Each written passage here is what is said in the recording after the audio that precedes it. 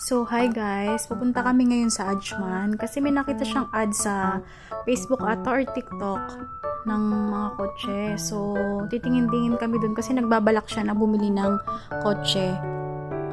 Hindi ko sure kung kailan niya gusto. Hi, love. So, hello. Ka muna. Ayaw mo? Sige. So, eto na. Look at the view, guys. Sobrang init ngayon dito sa Dubai kasi it's summertime. Grabe, pag lumabas ka, sasakit yung ulo mo. Kasi grabe, yung degree na yung humid niya. Sobrang init talaga. Tapos, even na umapa ka lang yung kahit nakachinelas ka, tapos aapa ka sa sahig, napakainit. So, selfie muna. And then, back to video. So, yan. Ganda-gandahan muna sa Inday. So, may sisingit din kasi ayaw niya nang masasapawan siya. O, sige, ayan na. O, sa'yo na.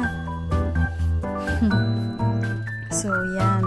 We're going to Ajman today. So, yan na. Sige na. Sige na, maganda ka na. Oo na. Sige na, sige na. O, yan. Sige na, sa'yo na. O, diba, ayaw mo nang masasapawan? Ka muna. So, we're here now in Ajman. Meron yung, hindi ko maalala kung anong pangalan ng place nung nakita niya, pero nandito yun sa video. So, ayan, malapit na kami. Siguro mga 1 minutes na lang, nandito na kami. So, ayan.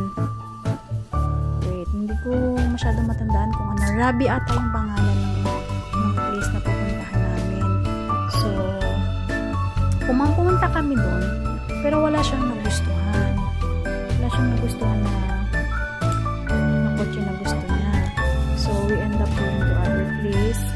Pero, sabi niya, babalikan na lang namin. Kasi, pumunta kami dyan siguro around mga 3:30 p.m. on this side. Ayan o, yung sinasabi ko sa inyong place.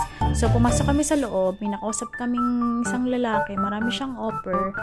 But, ayaw niya. So, yan yung sinasabi ko. We end up going to this place. And maganda yung mga kotse niya. So, yan. Pauwi na kami. Wala namang masyadong happening. Pumunta lang kami doon. And then, umuwi na kami.